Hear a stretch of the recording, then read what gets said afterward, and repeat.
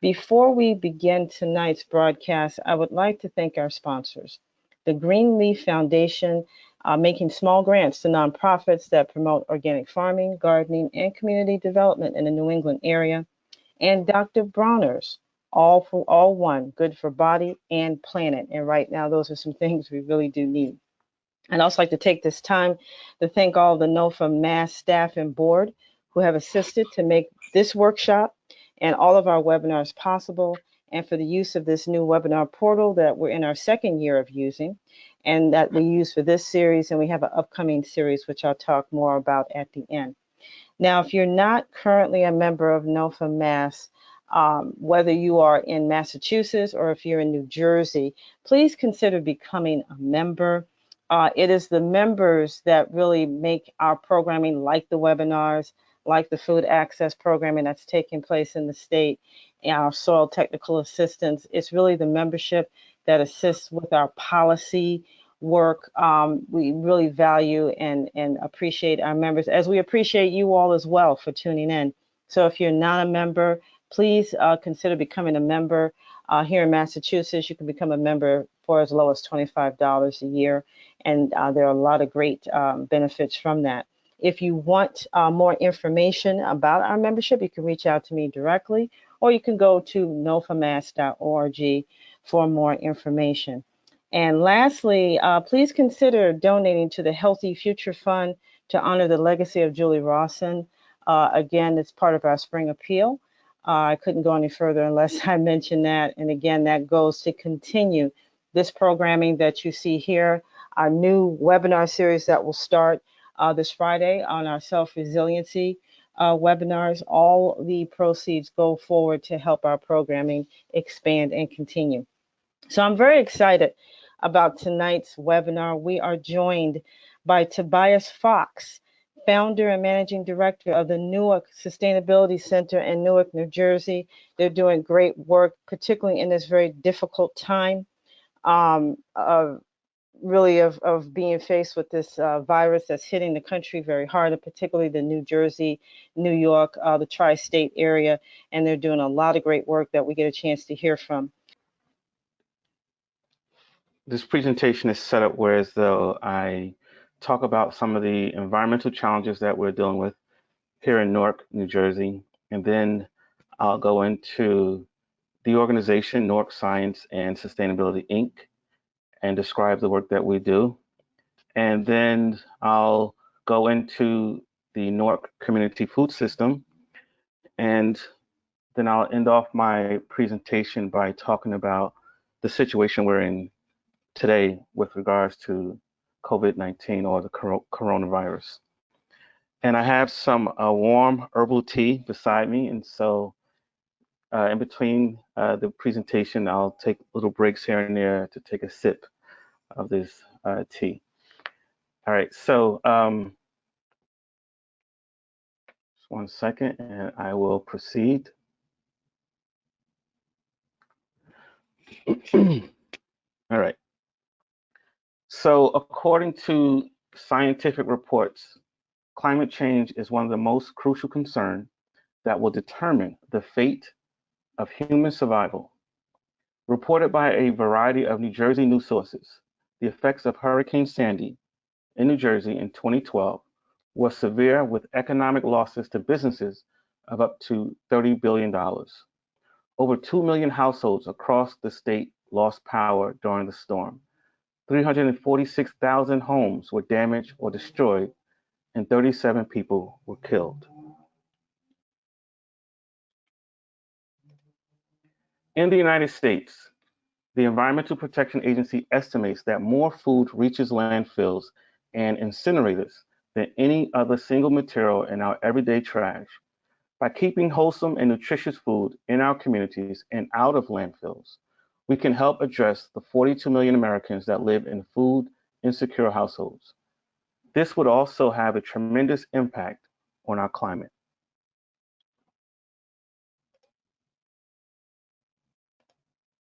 Roughly 44.2% of New Jersey's urban children ages 3 to 18 are overweight or obese.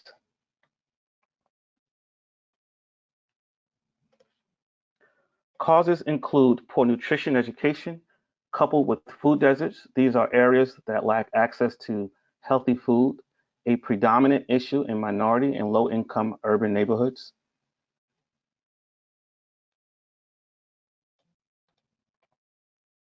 Newark is the largest populated and second culturally diverse city in New Jersey. Newark is also burdened with an array of socioeconomic and environmental challenges, with 70% of the city being paved, contributing to stormwater runoff, leaving some neighborhoods flooded.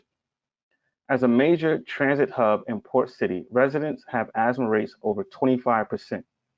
Studies reveal that less than one-fifth of Newark's children meet recommendations for vegetable intake.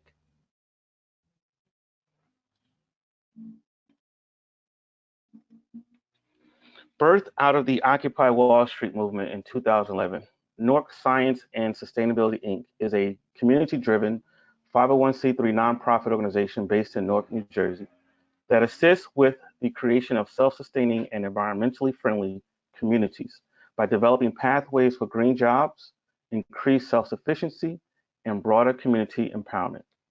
We achieve this through collaborations and partnerships with residents, community-based organizations, and other key stakeholders, including local businesses. Now, since 2012, with little to no financial resources, we've managed to make an impact in our community by implementing various initiatives to increase awareness of environmental, ecological, and wellness issues through educational programs and hands-on activities.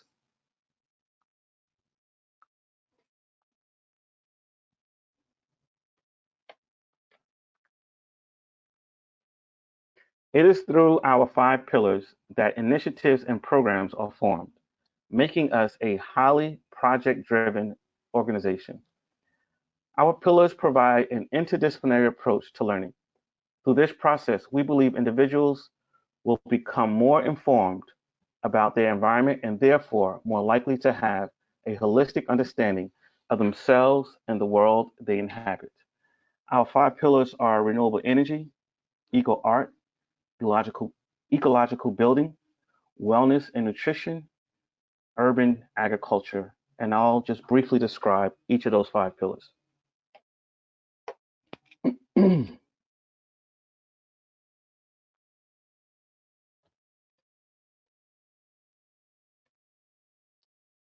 Renewable energy, pillar 1. Our renewable energy program introduced practical uses of solar, wind, pedal bike generators, and energy storage or battery packs. Participants also become better informed about climate issues and how to be more climate resilient as they implement renewable energy into their community. In this photo, you see me making smoothies from the power that's being created by a pedal bike, which we call our pedal bike powered smoothie bar.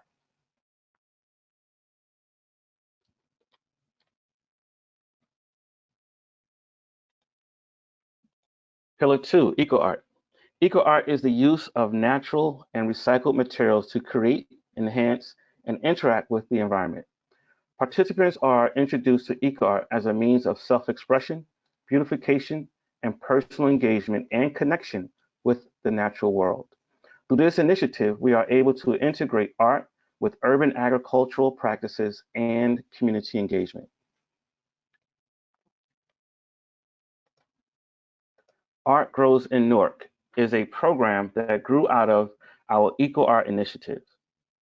Focusing on ages 4 and 5-year-olds, Art Grows in Newark integrates visual arts and art therapy with urban agricultural practices in order to foster environmental stewardship, strong community engagement, and a culture of hope and social change.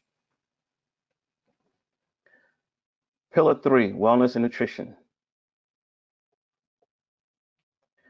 Our wellness and nutrition program involved nutritional education and events in which participants engage in nutritional food and information.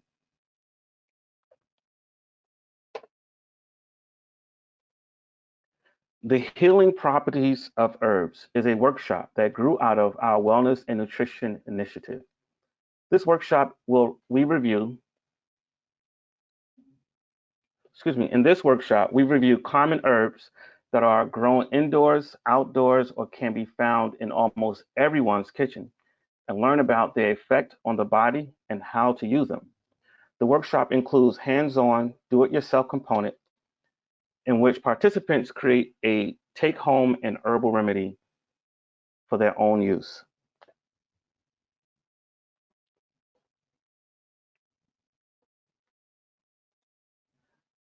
Pillar 4, our ecological building program, examines passive solar construction and other unconventional building methods that operates within the laws of nature and advocates for the use of local affordable materials.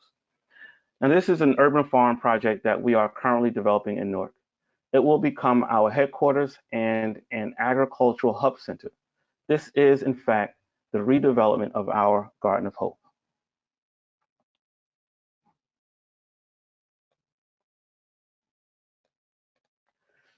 And lastly, Pillar 5, urban agriculture. So urban agriculture, the localization of food production, which mostly consists of transforming vacant lots or warehouses into community gardens or urban farms. Operating through the city's Adopt a Lot program, we are able to adopt vacant lots like the one you see here from the city of Newark for $1 and renew the lease annually. The purpose of adopting these lots is to transform them into a green space for community use. We adopted this lot in 2015 and transformed it into the Garden of Hope. It is our belief that gardens and in of themselves are the real life symbols of hope. Our gardens invigorate people's senses during the day-to-day hustle and bustle. We've been able to transform abandonment into sustainability. The gardens become a gathering place where strangers become friends and to ponder their thoughts amongst the beauty of the garden.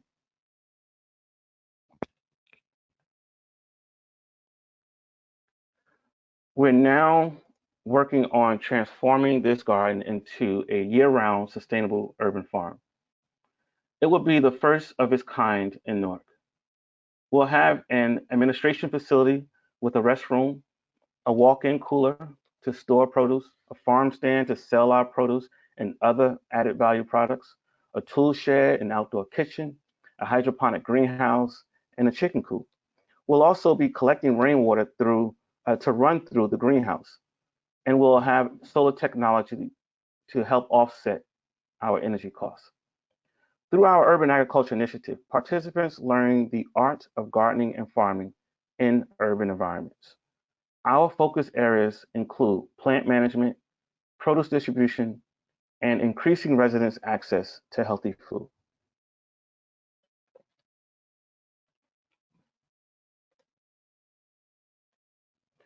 With the redevelopment of the Garden of Hope, it will allow us to expand our farm-to-table co-op of 15 members and support up to 50 members.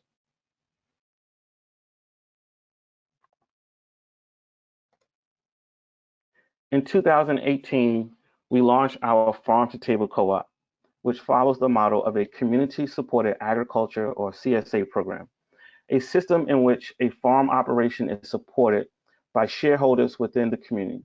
Individuals are able to make an advance payment of $395 to receive weekly, fresh, locally grown produce packages, feeding 2 to 4 people for 20 weeks. That's from June to October. There are those who find $395 to be a financial burden, so we launched our Sponsor a Family initiative, which allows people to purchase a membership and then donate it to a family in need. The sponsor's membership ensures that fresh, healthy food reaches the tables of those residing in neighborhoods throughout Newark that has no reliable access to a sufficient quantity of affordable, nutritious food. We've partnered with community-based organizations that provide health and social services throughout the community to help identify families in need. Individuals could choose a full membership for $395 or a partial membership for $200, which provides produce packages for 10 weeks.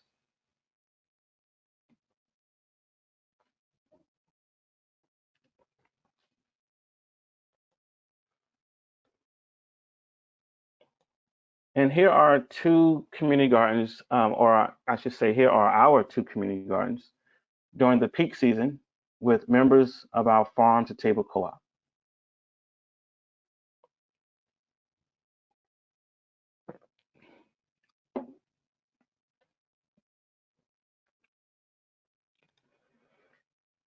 There's also our Science and Sustainability Ambassador Program, geared toward youth ages 11 to 16.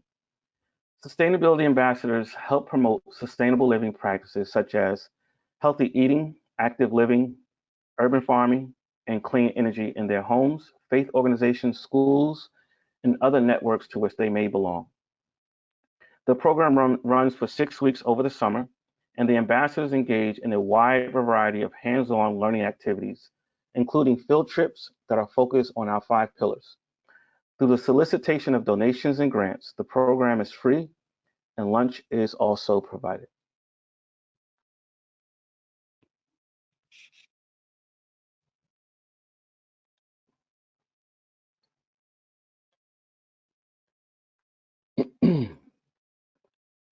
Locally grown will become our product line for a wide range of produce, herbs, and added value products. It is our responsibility to not only demonstrate how urban agriculture contributes to the wellness of a community, but also the local economy.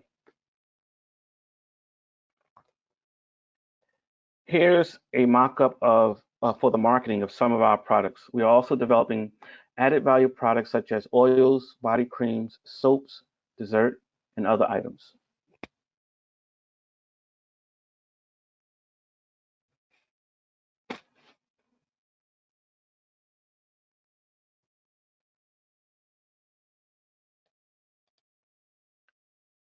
Team SAS, Power, People, Progress, will become the national outreach arm of Newark Science and Sustainability, Inc., adhering to the organization's guiding principles and 5 pillars. Its mission is to empower communities with environmental education, facilitate the cultivation of organic agriculture, and create pathways of sustainability lifestyles and green jobs.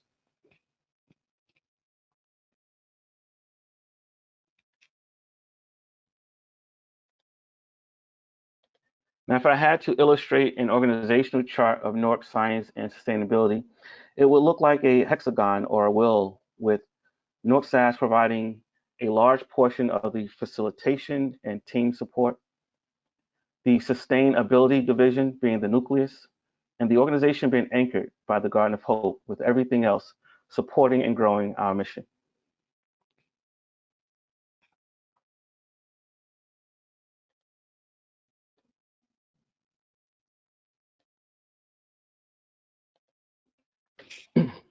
Working in collaboration with Whole Cities Foundation, Newark Science and Sustainability, Inc. functions as the Newark Community Food System, or NCFS, facilitation and support team. By stringing together a network of Newark-based growers, the Newark Community Food System, an innovative collective of local urban agriculture experts, supports the growth of the local food system, amplify community-led initiatives, and develop sustainability around urban agriculture and fresh, healthy food access. NCFS takes actionable steps to empower residents to become actively involved in reshaping their food system while gaining control of their health and environment. Throughout the year, we conduct 3 signature events. Each event focuses on sustainable living practices and the impact of urban agriculture. It is also intended to engage the community and address community needs as identified by the NCFS Community Needs Assessment. These events highlight organizations throughout the local community, as well as build the capacity of the neighborhoods throughout the city to promote local action and involvement.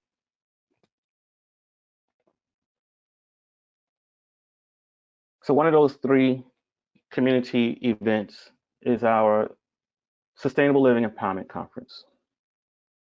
The purpose of the Sustainable Living Empowerment Conference is to inspire and empower attendees so they become active participants toward the goal of building healthy, sustainable communities.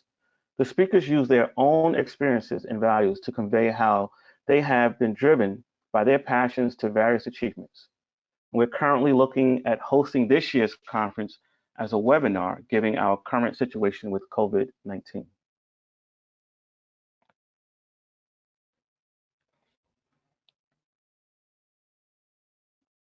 From urban farming to health and wellness, the speakers share information and experiences that assist with the creation of sustainable communities.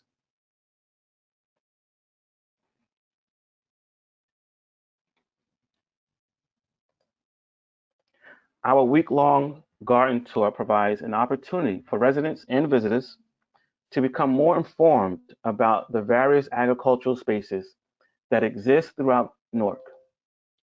This event also serves as a means to encourage healthy eating, healthy living practices, and environmental education. Through a series of workshops and by reaping the benefits from the harvest of each of the participating spaces, residents walk away with healthy, locally grown produce and a broader awareness of environmental stewardship. I'll just do a quick pause to take a sip of my herbal tea.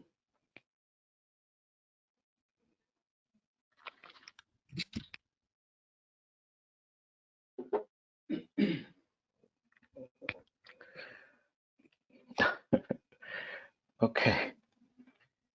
All right, so here are a series of activities occurring at a few of the gardens during the garden tour. We have yoga in the garden, an herbalism workshop, harvesting, a potluck, and hands-on learning activities for youth.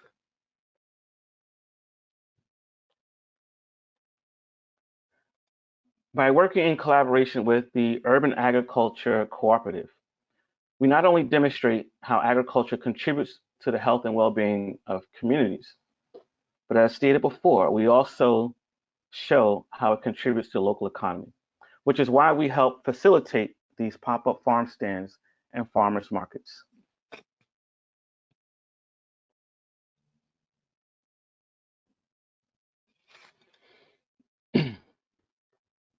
And the purpose of Newark's Harvest, a farm-to-table community meal, is to bring about a true sense of community through the natural unifier of food.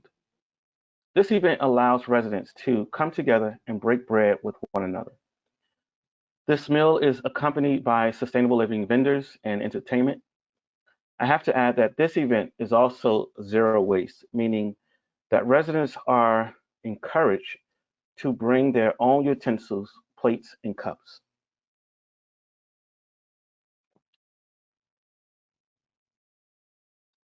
We understand that food is a social act. It brings people together. This community meal was set up for 200 residents in this Newark neighborhood to come out of their homes, engage with one another, and indulge in topics related to their environmental and social issues. Much of the food was donated from the gardens and urban farms throughout Newark. We plan to make this first time event an annual affair. As you can see here in these photos, for those of you who are able to see this, we were just recently displaying public affection, and now we have to learn how to distance ourselves from one another.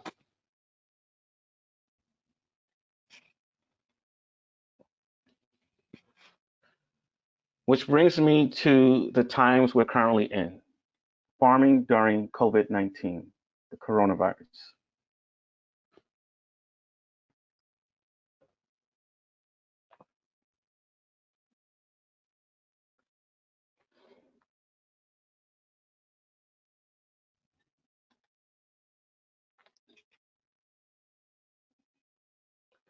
I would say that the localization of food and energy production is even more necessary than ever before. If you truly want to see social chaos, stop feeding people.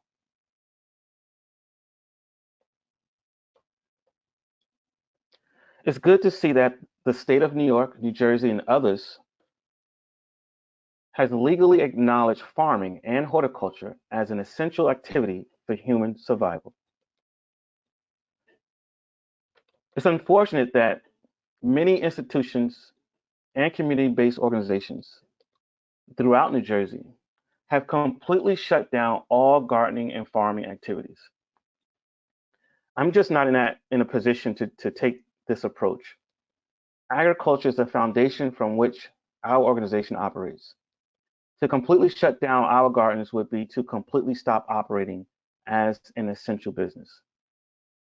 I laugh sometimes at people's complaints about the challenges of being confined to their homes, but I say you can only imagine what solitary confinement must be like, let alone our inhumane prison system.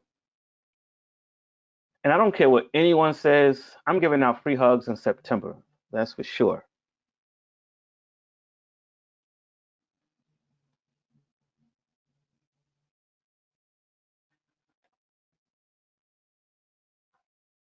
Social distancing, such an interesting time we're in.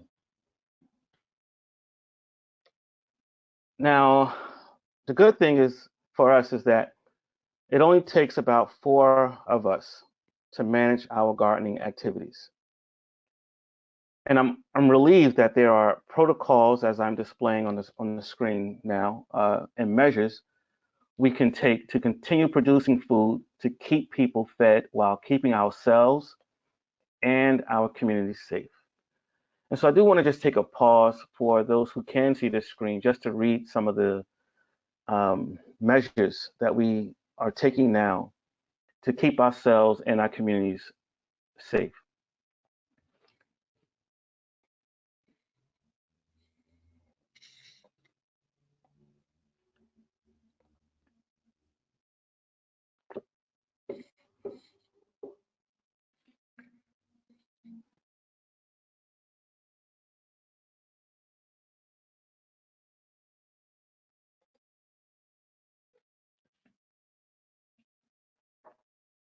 So the downside of social distancing for myself and others that are heavily engaged in farming, gardening, food producing is that we rely heavily on large scale volunteer groups and interns to assist with some of the labor intensive work, which has completely come to a halt. Most of us was not prepared for this life-changing event with no backup plan in place. Environment has a direct influence on our behavior, and our current economic system is a major example of that. Our economy is driven by fear, false scarcity, competition, exploitation, and consumption. COVID-19 has increased people's levels of anxiety and fear to the fullest. Just as the effects of 9/11, the coronavirus pandemic has possibly forever changed the way we function as a society. Many of us are now rethinking how we redefine work and the work environment. There's also a concern that this will accelerate the implementation of technology into our economic system, which could result to another global crisis, technological unemployment.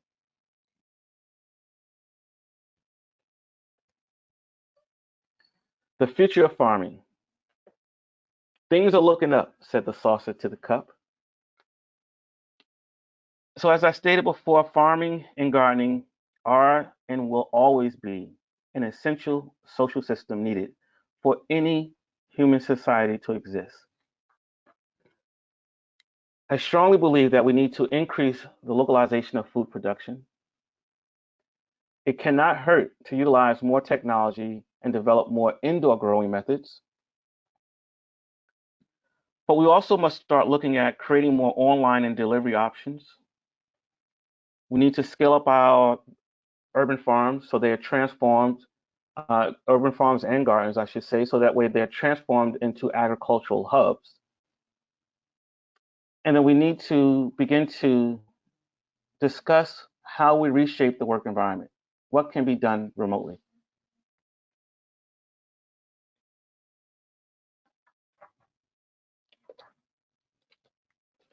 So I'm in touch with many growers in Newark, New Brunswick, and the Dominican Republic. I've been having talks with them about a number of topics, including technology.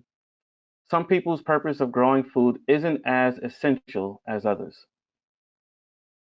Some of our growers rely on markets to distribute their produce, while others are more concerned with simply having access to fresh, healthy food for themselves and immediate family members and or their neighbors. This summer, we'll be working with a team of college students through the PSNG Institute for Sustainability Studies at Montclair State University. These students will be conducting research and recommending how we can better integrate technology into our agricultural practices, distribution systems, and programming. I can't leave out the work initiated by the Robert Wood Johnson Barnabas Health for helping to develop food hubs throughout Newark and New Brunswick, New Jersey.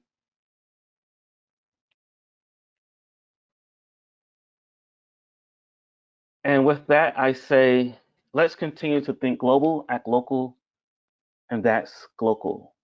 I would love to hear from you and your thoughts. All right. Well, thank you so much, Tobias. What a great deal of work you all are doing in Newark, and it sounds like you have a lot of different connections and collaborations. So, at this time, we can entertain questions from our viewing audience and those who are listening via the phone. Again, you can use the question feature. It is a on your dashboard on your right, depending on where your dashboard is. You can tap it in, type that in, and we'll get that question to Tobias, or you can put it in the chat feature or text it to me at 413-214-1237. Now we have a few questions as it relates to the vacant lots and how you acquire those vacant lots. One, what's the process of acquiring a vacant lot in the area? All right, so first, I just want to give a little history on the city's Adopt a Lot program and talk about where it is today. And so um, there are some cities that are dealing with just neighborhood blight, large-scale vacant properties. And so one way to challenge this is to create an Adopt a Lot program where you just go to the municipality um, and inquire about the program and your interest of adopting a vacant lot. And it's usually $1 for the lease. You sign the lease for the year with the purpose and hopes of renewing it each year. And so within Newark, um, during the coming out of the 80s, when housing complexes and projects were coming down, um, more vacant lots evolved, and also Newark went through a civil unrest, and so which a lot of properties were burnt down to the ground as well. And so with this influx of vacant properties, it created another issue, another problem, and this is all late 80s going into the 90s, and that problem was illegal dumping. And so the city of Newark implemented an Adopt a Lot program, not necessarily for farming or agriculture, but it was to uh, kind of encourage residents to kind of reclaim some of this vacant space to deter illegal dumping. They did not envision uh, agriculture taking on the shape and form as it is today, with this big jump from rural farming to now urban farming. And so it wasn't until um, in the 2000s, during the shift of different administrations from Mayor Sharp James' administration into um, Senator Cory Booker's administration when he was the mayor of Newark, when they redefined the Adopt a Lot program. In the past, they were requiring that residents take out insurance as they adopt these lots. They didn't really get much support from that, and then they kind of lift that burden when Senator Cory Booker became mayor. They lift that burden of requiring residents to take out insurance on the properties, and so that kind of allowed myself and others to get more involved in the city's Adopt a Lot program. And so you either identify the vacant lot yourself and you go to City Hall to see if it is in fact city property, or you kind of ask um, For us, the agency or the department that we inquire this information is the Economic Housing and Development Department that manages the city's properties. And so I'm not sure if that changes from one city to the next. But in any rate, you will either identify the vacant lot yourself, or you just go into City Hall and inquire about, hey, do you have an adopt a lot program? I see there's a lot of vacant properties throughout the city, especially vacant lots. And I would like to start a community garden or urban farm project. And then you just take it from there. Now, so the challenge of that is that for us is the city of Newark will send the sanitation department in to clear out the lot for you. And then we have a conservancy in Newark, Greater Newark Conservancy, who would lend support, kind of help you with like a startup kit, if you will. And then after that, everything is left to your own devices. And so the Newark Community Food System kind of helped to be the support system for those wanting to help grow this movement, as I call it, of help making sure residents have more access to fresh, locally grown produce through our gardens and urban farms. I hope that answers the question. No, it did very well. Um, and still on the topic of vacant lots, now once you acquire these vacant lots, a question came in concerning soil contamination, elevated lead levels. How do you Right. handle that? Do you get the soil tested? Who is your partner in getting soil tests and processing those? Right. Very good question. So, well, we're in an industrial um, communities and society, highly industrial. And so even the most rural farm can be highly contaminated with pesticides and herbicides. And so that is a really good question.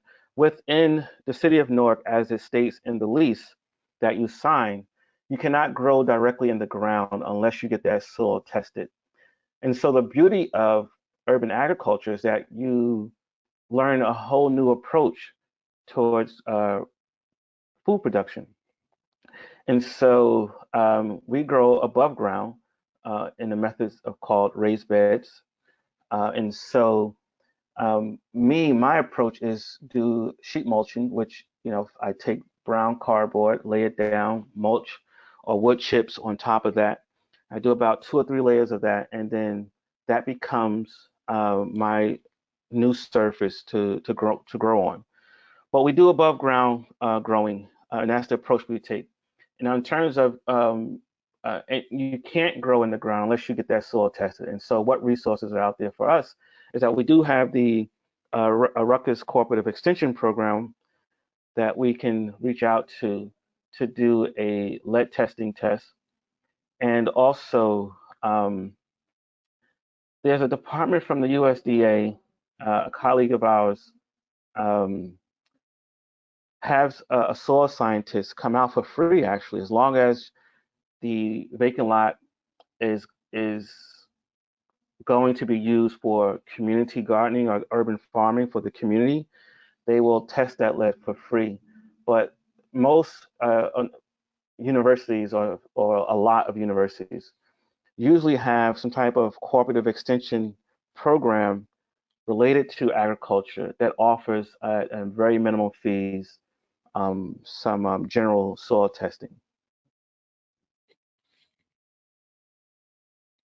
Okay, all right. So now a question came in concerning how the food is disseminated, if you will, as it's growing at your different lots, and particularly the Garden of Hope. Um, I understand part of it goes to the CSA, but is that food ever given out or sold to the community at large or to other community organizations? Right. So we experiment with all types of approaches to distributing the food that we grow. And so again, we are part of this, small but growing network of local growers, Newark-based growers, I should add. And so some of us are growing food not to be sold.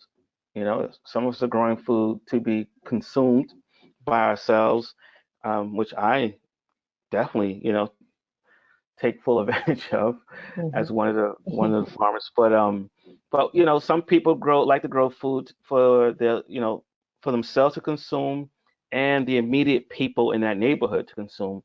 And so, of course, a portion of the food that we grow is donated out to the community. People can just walk by and come in and harvest.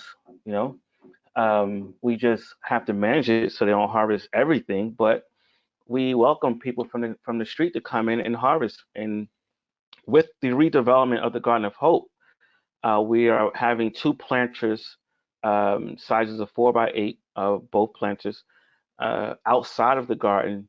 So at any given time, people can just walk by and harvest produce that we have growing on those garden beds outside of the garden as it's being redeveloped.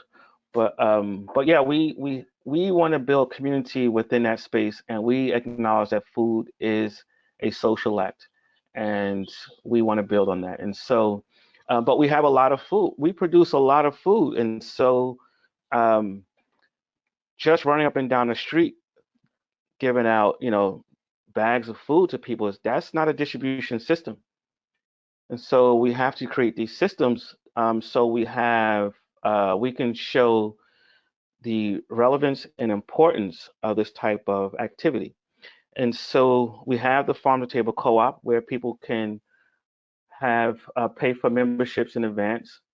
That helps us tremendously with supplies that we need and other materials that we need and so professional support that we need with this um, with our organization. And also um, there's a stipulation in the city's adopt a lot program where you cannot exchange commerce on the property because it's not yours.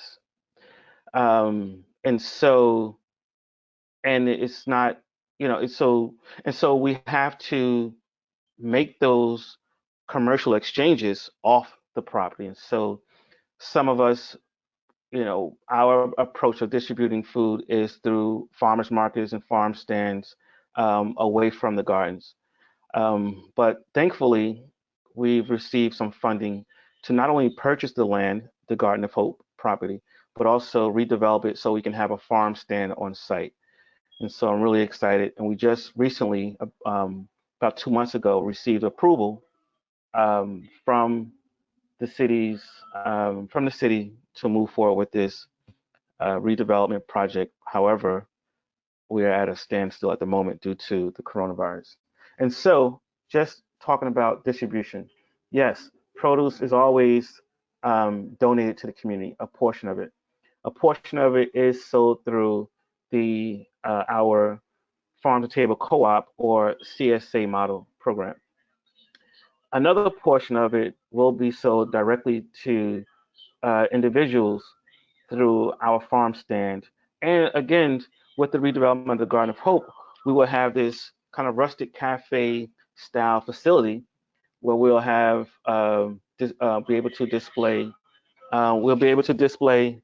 Um, we'll be able to display added value products as well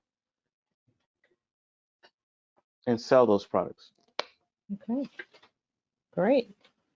I want to go back to some of the activities and events that you've had at the center and possibly at the Garden of Hope. And you mentioned workshops that take place. Are those workshops led by community members? And then how do you bring in community members to participate? And what are Right. some of your more popular workshops? All right, so collaboration is the growth of stuff. And so one of the reasons I believe, so when I started doing this work, I started as an organizer, not as a gardener or farmer. I didn't know anything about agriculture. I just knew how to organize and bring people together. I was a community organizer, and members of Newark Science and Sustainability, it was started out as a working group.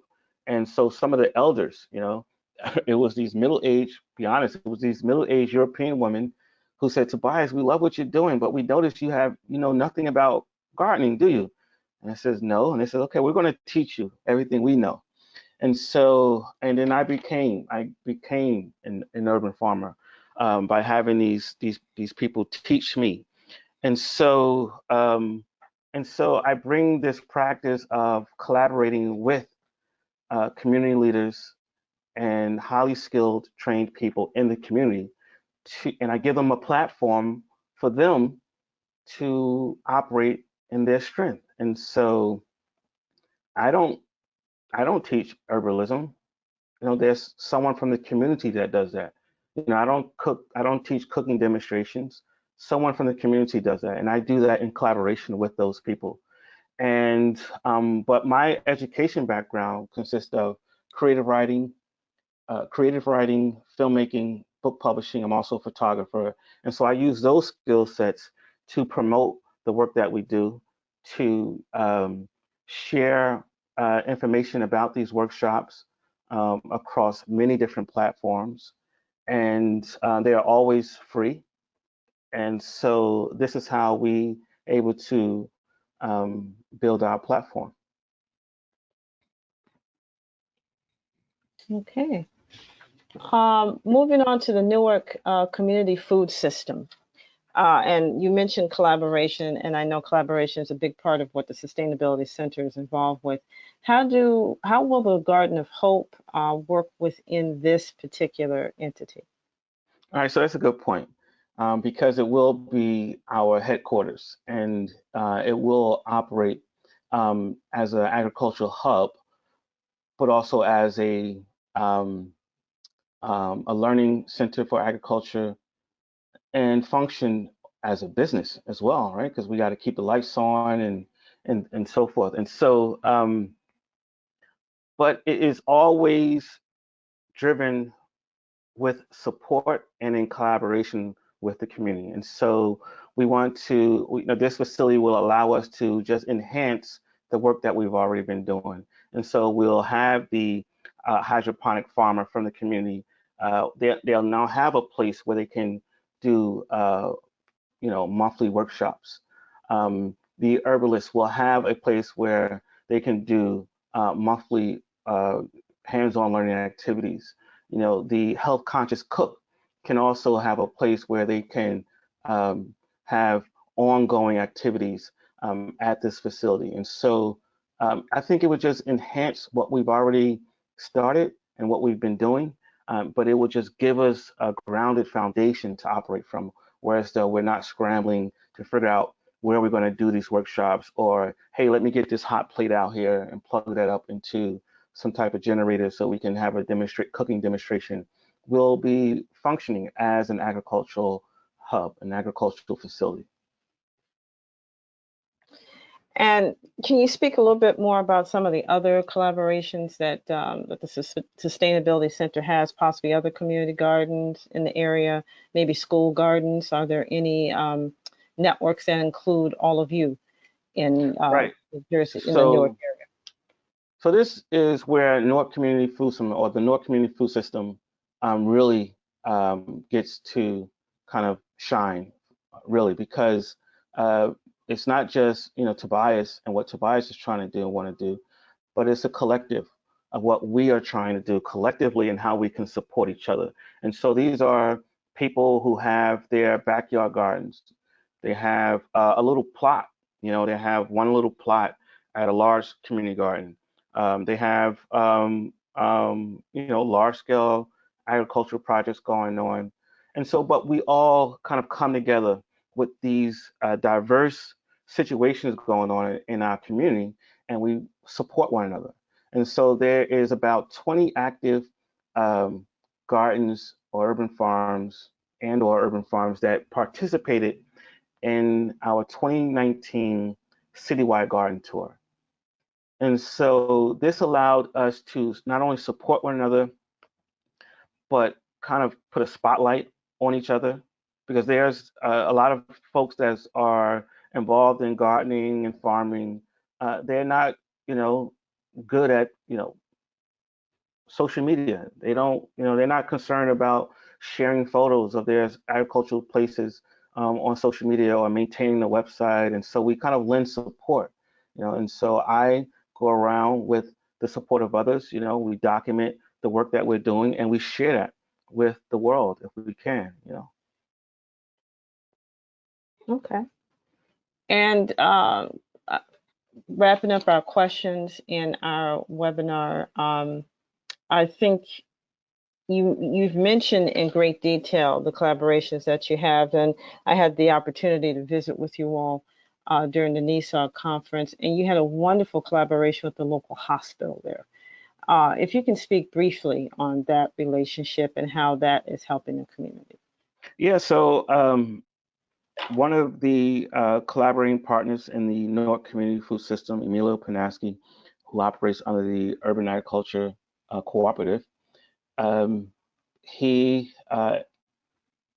he's become really good at organizing farm stands and farmers markets and collaborating with institutions. And so that relationship kind of developed with his support, with the work that I do with regards to the citywide garden tour and also the work I do within Newark Science and Sustainability. So one thing about Newark is that you could be living on one edge of Newark and I'm living on the opposite edge of Newark. But because we are in the same line of work, our paths will continuously cross to the point as though we are bound to work with each other in some shape or form. And it's highly encouraged, thankfully, by funders that operate in the city of Newark as well. And so these collaborations will only just grow. And so these relationships, and Robert Wood Johnson Barnabas Health is supporting this type of movement as well. And so the Medical Center, Beth Israel Medical Center, is the institution or hospital that had the farmers market going on. Um, I believe that was the time that you visited. But um, these are just institutions and people that are really acknowledging the fact that there needs to be more connections with the food we eat, where food comes from, and community engagement. And Mhm, so it has to be done in a form of collaboration. It's no longer, I mean, this model of, just, send all the resources to this one institution and let that one institution mhm, um, determine the fate of all, that has been broken up. Now mhm, we have to work in collaboration. mhm, mhm. And finally, with what's going on with the coronavirus, have you fielded more requests for assistance on how do I set up my own garden? How do I find access to food? Are you getting more of those kinds of requests? The request I'm getting is, what are we going to do? Mm. I hear you. What are we gonna do? Yes. Right? Because there's no one, no one saw this coming, especially no one that I'm working with saw this coming. And there was no backup plan in place. What happens if this happens? Right. And so this has forced us into those conversations. And um, and myself, I am trying to be an example of what we can do with little resources and also not allowing our fears to overcome what we need to do in this line of work of producing food and making sure people have access to healthy food. And so I can only do that by action, with the Hmm. hopes that others may want to join or lead in their own way. And so, yeah, the biggest question I get is, what are you doing, Tobias? And what are we going to do? And how are we going to do it? But the cool thing about Newark is that um, the current administration has been working tirelessly to try to get people um, necessities or essentials that they need. Um, we have two major supermarkets in Newark, which is Whole Foods and ShopRite.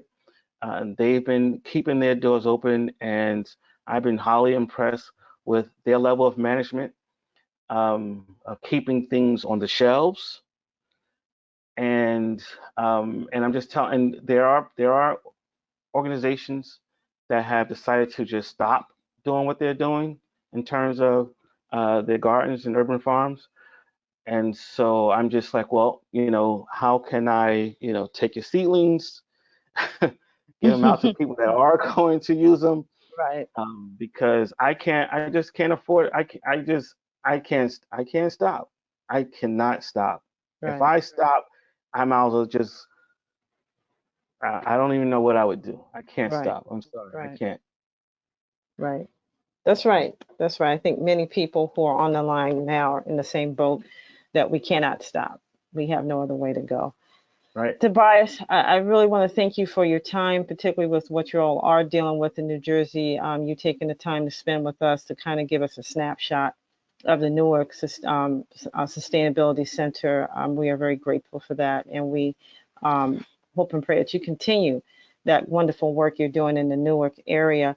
Very quickly, I know you had some events coming up. If you just wanted to go through those events very quickly before we close out. Yeah, well, for now we are organizing some kind of workshops on herbalism, herbs as medicine, and or the healing properties of herbs, really. Hmm. And so we'll be doing some monthly workshops on that. And we have our Sustainable Living Empowerment Conference scheduled for June 13th. But moving into April, we'll be deciding how we're going Hmm. to roll that out. That more than likely may be like a 3-day webinar type of event. And so I'll definitely plug you into Hmm. into those things so that way you can share with your network as well. Yes, thank you. We would love that. We'll get that out to everyone. As you can see, the last slide, that's Tobias's email and contact information if you want to reach out to him directly if you have additional questions. We want to thank everyone for taking the time to spend with us. Check us out this Friday. We're going to roll out our self resiliency webinar series that will take place every Friday. It details some basic DIY, do it yourself small gardening hacks to get you started. This Friday, we will start off with three folks talking about how to start seeds for those who want to garden and get gardening. And we've had a great deal of requests for that. So we will start that Friday at 5:30 right here. Go to meeting.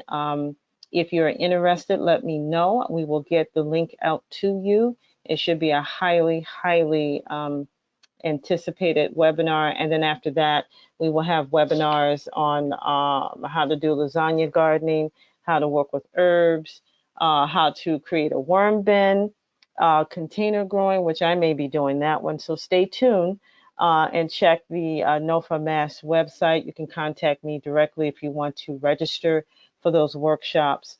And Tobias will get those to you as well if you want to put it up on your website. Oh, please, Once yes. again, thank you. Thank you so much for joining us.